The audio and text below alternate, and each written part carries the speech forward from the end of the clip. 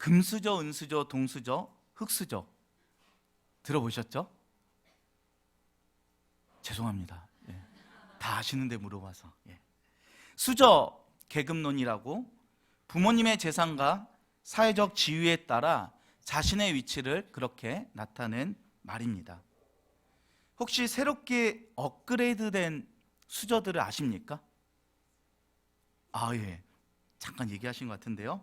금수저 위에 가장 비싼 보석인 다이아몬드 수저가 있고요. 예, 사진이 빨리 나왔습니다. 예, 지금 나오면 안 되는데. 예. 백금인 플라티늄 수저가 있다고 합니다.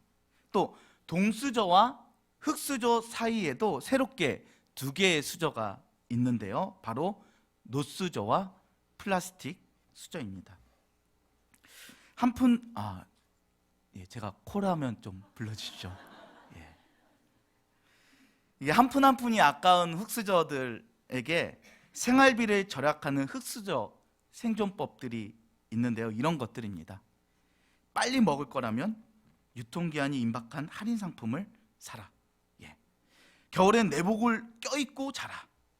전기를 절약하기 위해 청소기보다 빗자루와 쓰레받기를 이용하라. 이런 것들은 굳이 흙수저가 아니더라도 근검 절약하시는 분들은 평소에도 하시는 거라고 저는 생각합니다. 근데 다음 것을 보고 제가 완전 빵 터졌습니다. 뭐냐? 평소에 고기를 많이 못 먹는 흙수저들이 고기 맛을 느끼는 방법인데요. 김치찌개에 돼지 비계만 넣어 고기 맛을 내라. 예상은 했었는데 먹을 거에 민감하신 분들만 웃으시는군요. 예? 수많은 흙수저 이야기들 중에서 제 마음을 좀 훈훈하게 하는 한 가지 스토리가 있었는데요. 그것은 바로 뜨거운 불 속에서의 수저입니다. 이제 사진이 떠도 됩니다. 뜨거운 불 속에서 버티다 보면 960도가 되면 은은 녹고요. 1063도에서는 금도 녹지만 1200도를 버텨낸 흙수저는 마침내 아름다운 도자기로 태어난다는 것입니다. 그러면서 마지막 컷 사진의 문구인데요. 잘 안 보이는데 제가 읽어드리겠습니다. 버티자. 중요한 것은 어떻게 태어났느냐가 아니라 얼마나 버티느냐니까. 이라는 희망의 메시지로 이 수저론이 마감이 됩니다. 오늘 본문에서도요, 흙수저로 태어난 인물이 등장하는데요. 바로 다윗입니다. 하나님께서 당시 이스라엘 왕인 사울을 버리십니다. 그리고 선지자 사무엘은 사울을 대신하여 새로운 이스라엘 왕을 세우기 위해 이새의 집에 방문합니다. 사무엘은 다윗의 첫 번째 형 엘리압의 용모와 키를 보고 그에게 기름 부어 이스라엘 왕으로 세우려고 합니다. 그러나 하나님께서 선지자 사무엘에게 7절과 같이 말씀하십니다. 7절 말씀을 같이 한 목소리 읽겠습니다. 여호와께서 사무엘에게 이르시되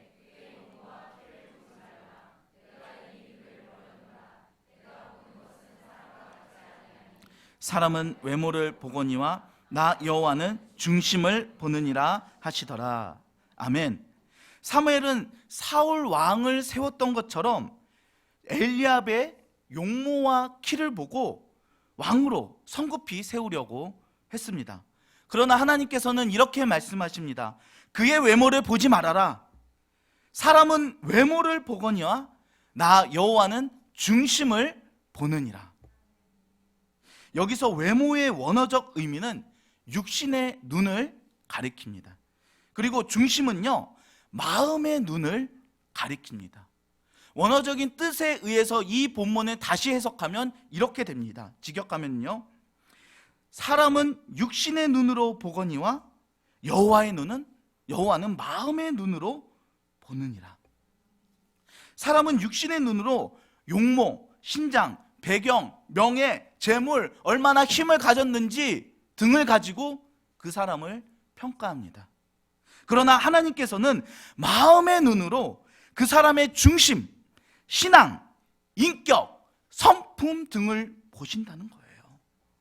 그러니까 하나님의 평가 기준과 사람의 평가 기준은 전혀 다른 것입니다. 그 자리에 있는 이새의 7째 아들까지 사무엘 앞을 다 지나갔습니다. 그런데 하나님께서는요, 아무도 왕을 세우지 않으세요. 그리고 사무엘이 11절과 같이 이야기를 합니다. 11절 말씀을 같이 한 목소리 읽어볼까요? 또 사무엘이 이새에게 이르되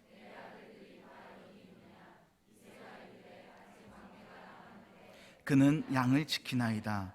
사무엘이 이새에게 이르되 사람을 보내어 그를 데려오라. 그가 여기 오기까지는 앉지 아니하겠노라. 다윗의 아버지 이새는 사무엘에게 다윗을 소개할 때 이름을 얘기하지 않고 뭐라고 표현합니까? 막내라고 표현합니다.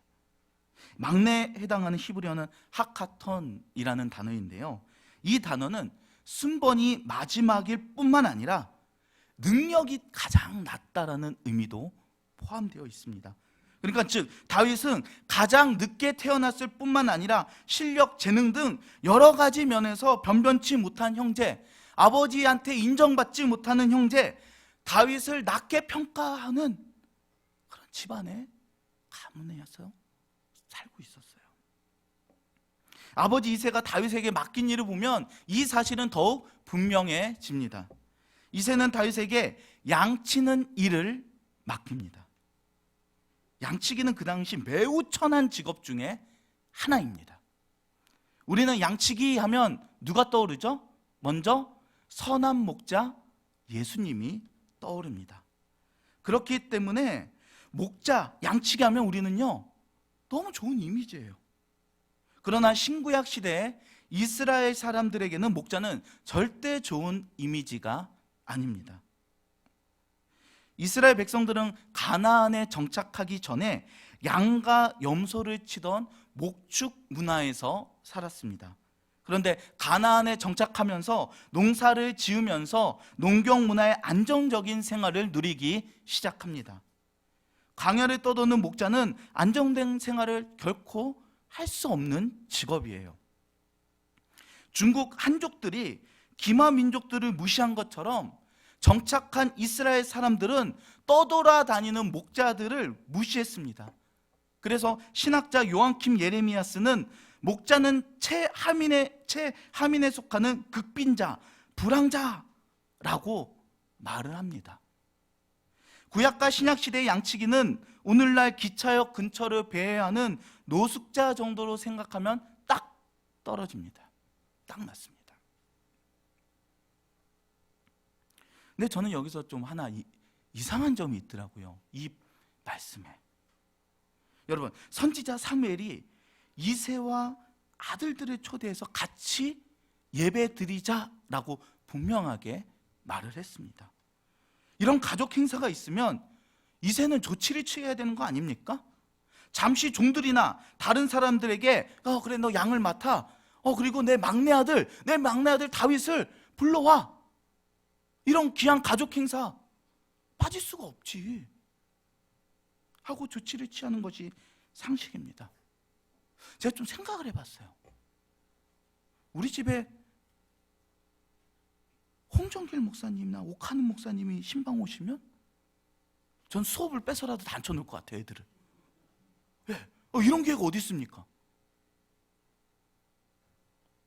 그러나 다윗은 이런 가족 모임에도 끼지 못하는 천대받는 신세였습니다. 막내가 아버지의 인정과 관심, 사랑도 받지 못하고 가족 모임에도 끼지 못하니까 얼마나 불쌍하고 측은합니까? 천한 직업인 양치는 것도 서러운데 가족에게도 버림받는 다윗은 분명 흙수저의 인생을 살고 있었을 거예요. 하나님께서 흙수저 다윗에게 기름 부으셔서 그의 그런 아픔과 상처를 싸매시는 은혜를 허락하십니다. 하나님은 사무엘을 통해 다윗을 바로 첫 번째로 택하지 않으셨어요. 첫째 아들, 둘째 아들, 셋째 아들, 일곱째 아들이 다 지나가고 그 마지막 막내가 오기까지 기다리십니다. 하나님이 다윗을 선택하시는데 왜 일곱 아들을 다 사무엘 앞에 지나가게 했을까? 묵상을 해보니까요, 하나님께서 선택한 사람을 못 알아보셨을까요? 하나님이 지혜가 부족하셔서 그랬었을까요? 아닙니다.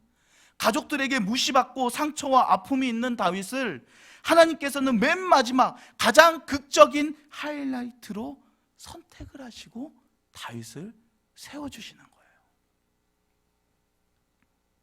성경에는 기록되지 않았는데 제가 이 본문을 이렇게 상상을 해봤어요. 기다리고 있지. 이제 다윗이 왔어. 그리고 기름을 부었어. 저는 이 기름 부음 딱 받을 때 다윗의 눈에서 눈물이 막 흘렀을 것 같아요. 하나님께서 나를 선택해 주셨구나 라는 그 기쁨뿐만 아니라 가족에게조차 멸시받고 천대받고 상처받은 그 마음을 하나님께서 알고 계시는구나, 이해하고 계시는구나 하고 그 사랑에 감격하여 감격의 눈물을 흘렸을 것 같습니다. 일곱 아들을 사무엘 앞에 다 지나가게 하신 이유는 온전히 다윗을 위한 하나님의 세심한 배려와 사랑 때문이었습니다. 저는 다윗의 그런 기름 부으심의 장면을 보면서 이번 주 월요일에 참석한 노아 목사님의 안수식이 이렇게 오버랩이 자꾸 되더라고요. 저희는 노예에서 안수를 받다 보니까 많아야 한 10명 정도 목사 안수를 받는데 그때는 한 200여 명의 목사님들이 안수식을 받는데 대단한 감동이었습니다. 이 목사 안수식의 구약의 기름 부으심과 이게 같은 의미 아닙니까? 그리고 그러면서 제 인생의 한 장면이 떠올라 스쳐 지나가더라고요. 제가 목사 안수식을 다 받고 친척들을 모시고 식사 대접하는 이 장면이 자꾸 오늘 본문과 이렇게 오버랩 되는 거예요. 저희 집안은 대단히 보수적인 유교 집안입니다. 얼마나 보수적이냐면 제가 초등학교 때는 여름 성경학교를 간 게 아니라 여름 유교학교를 갔어요. 가서 뭐 하냐? 배우는 거, 제사상 차리는 거, 절하는 법, 한복 입는 법, 가 쓰는 법, 하나도 기억이 안 나요. 이런 유교 집안에서 제가 처음으로 목사 안수를 받고 친척들을 모시고 식사 대접을 하니까 이 분위기가 정말 묘하지 않습니까? 어떤 친척은 목사에게 밥 얻어 먹는다고 체할 것 같다고 이런 농담도 던지시더라고요. 식사가 다 끝날 무렵 그 친척 중에서 가장 높으신 친척께서 저에게 이런 권면을 해주셨습니다. 우리 집안에서 처음으로 목사가 나왔으니 축하한다. 여기까지는 좋아요. 믿는 것도 좋은데 조상님도 잘 모시고 제사도 잘 섬겨야 성공적인 목회를 할 수 있다. 새겨들어라. 제가 그 이야기를 듣고 있는데 그동안 제가 유교 집안에서 신앙을 지키려고 했던 몸부림과 아픔과 핍박이 이 영화관에 필름 돌아가듯이 착착착착 이렇게 지나가더라고요. 그리고 제 한 찬양이 저의 마음을 이렇게 울렸습니다. 나의 모습, 나의 소유, 주님 앞에 모두 드립니다. 모든 아픔, 모든 기쁨 내 모든 눈물 받아 주소서.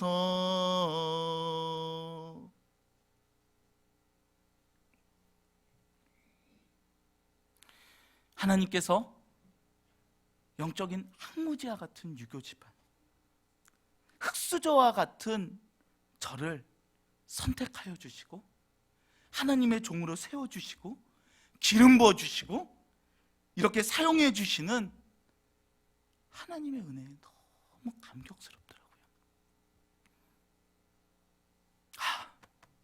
다윗이 기름 부음을 받았을 때 이런 마음이었겠구나, 이런 감동이었겠구나, 이런 위로였겠구나.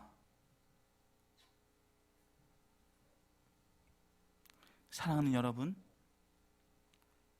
여러분은 혹시 예수 믿기 때문에 상처와 아픔과 눈물이 있습니까?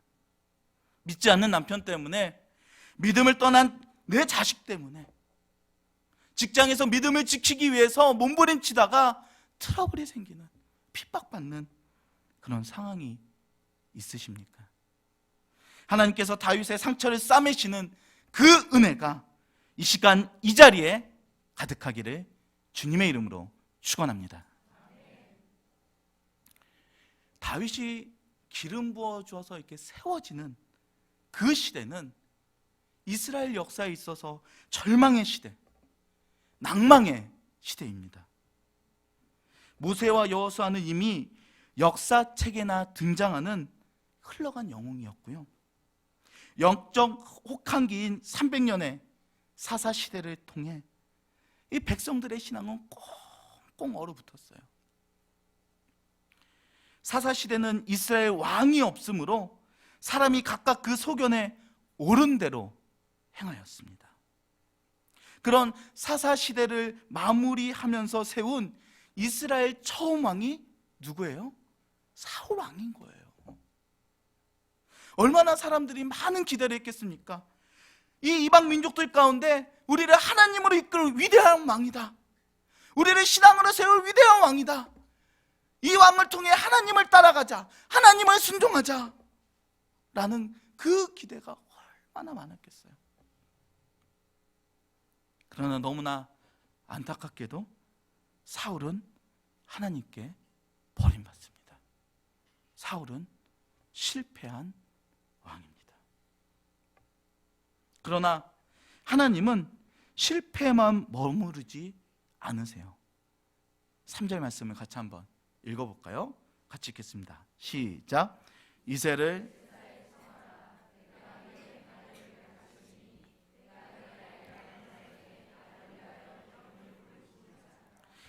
나를 위하여 기름을 부을지니라. 하나님께서 누구를 위하여 다윗을 세우십니까? 바로 나를 위하여, 하나님 자신을 위하여 다윗을 세우십니다. 하나님의 사람은 실패해도 하나님은 실패하지 않으십니다. 하나님의 사람은 변해도 하나님은 변하지 않으시는 신실하신 분이십니다.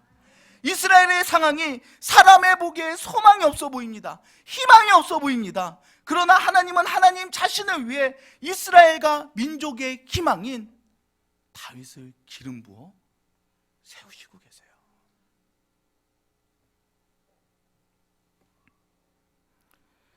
저는 하나님께서 하나님 자신을 위하여 다윗을 기름 부어 세우시는 것을 보고 한국교회가 정말 많이 생각났습니다. 지금 한국교회가 사사시대와 같지 않습니까? 한국교회는 지독한 암흑기를 지나는 중입니다. 얼마 전 교역자 카톡방에 부활절을 맞이하여 홍정길 목사님께서 중앙일보와 인터뷰한 기사를 한 교육자분이 나눠주셨습니다. 존경하고 사랑하는 이동훈 목사님, 그리고 지금은 천국에 계신 옥하는 목사님과 하용조 목사님, 이 세 분과 함께 한국교회를 이끄셨던 홍정길 목사님의 인터뷰라 저는 그 기사를 관심 있게 꼼꼼하게 읽었습니다. 인터뷰 제목이 뭔지 아세요? 홍정길 목사님의 고백입니다. 나는 가짜 목사였다. 제목에서도 느끼셨겠지만 한국교회 현재 처한 여러 어려움들을 나누셨어요. 그 중에서도 제가 목사다 보니까 후배 목사들에게 간곡한 부탁을 하셨는데 그대로 읽어드리겠습니다. 이전 세대를 흉내만 내려 하지 말고 넘어서길 바랍니다. 그게 진정한 선배 대접입니다. 대형교회 목사들의 성공 사례를 그대로 답습하면 기존 사고의 노예만 될 뿐입니다. 그리고 다음에 한마디 말이 제 머리를 망치로 때리는 듯한 충격을 받았는데 이 말씀입니다. 무엇보다도 목사들이 예수를 잘 믿어야 합니다.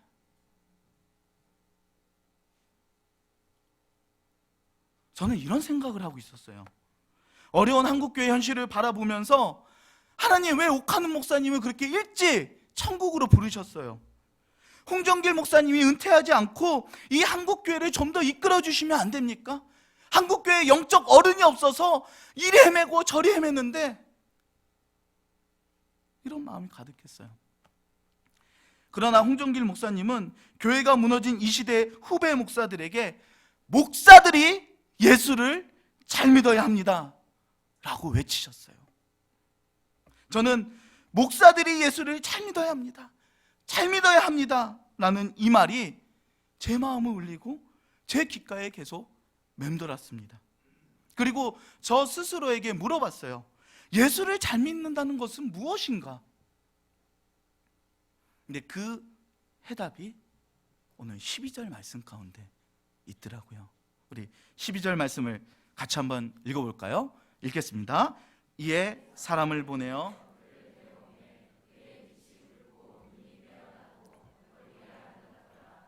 여호와께서 이르시되 일어나 기름을 부으라 하신. 다윗의 용모가 어떠합니까? 눈이 빼어나고 얼굴이 아름답습니다. 이 묘사가 너무 이상하지 않으세요? 저만 이상한가요? 하나님은 뭐라 그러셨죠? 외모를 보지 않고 중심을 보신다고 했습니다. 근데 눈이 빼어나고 얼굴이 아름답다는 외모에 관한 내용입니까? 중심에 관한 내용입니까? 외모죠. 또 하나님 거짓말이네? 거짓말하셨네? 성경에 오류가 있네요?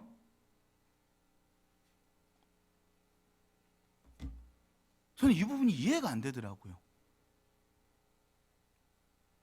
그런데 여기서 아름답다의 원어적인 뜻을 보면요, 그 하나님의 깊은 마음을 깨달을 수 있습니다.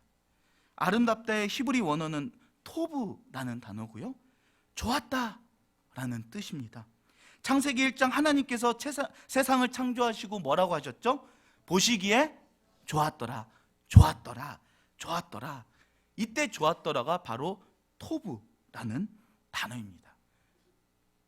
하나님의 세상을 창조하시고 그 창조 질서를 기대하시고 창조 세계에서 하나님 나라를 세워나갈 사람들을 바라보시고 기대하시며 좋으셨던 거예요.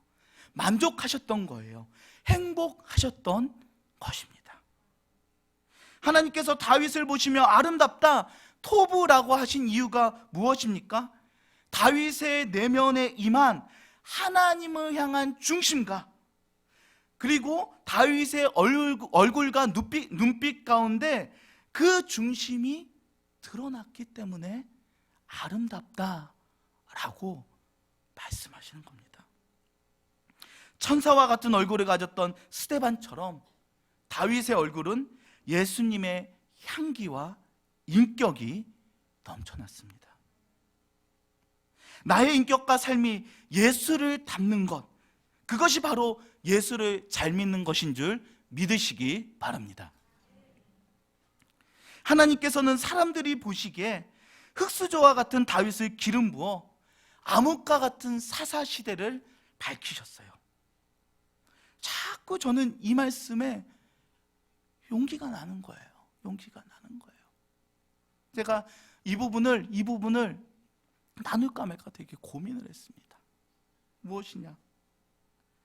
설교 처음에 나온 뜨거운 불 속의 수저가 자꾸 생각나는 거예요. 저는 부족한 종입니다. 저는 연소한 종입니다. 저는 영적인 흙수저입니다. 저는 나약합니다. 그러나 주님께서 연단의 불로 예수님을 잘 믿으면 소망이 있습니다. 위기의 한국교회에 저같이 미련하고 연소한 부족한 종이지만 하나님께서 하나님 자신을 위해 다윗과 같이 나를 세워 주옵소서. 하나님께서 나를 세워 주신다면 제가 섬기는 오교구와 하늘빛 우리 교회와 한국교회가 변화될 줄 믿습니다. 이런 믿음이 저에게만 필요합니까? 이 자리에 앉아 계신 여러분 한 분 한 분이 예수님을 잘 믿어 다윗과 같이 세워진다면 여러분의 가정, 여러분의 직장, 여러분의 순, 하늘빛 교회, 동탄과 이 나라와 이 민족이 변화될 줄 믿습니다. 하나님이 부어주신 인생의 역전, 이 은혜가 나와 내가 속한 공동체에 충만하게 넘치기를 주님의 이름으로 축원합니다. 오늘 하나님 앞에 찬양으로 나가길 원하는데요, 주의 나라가 임할 때입니다.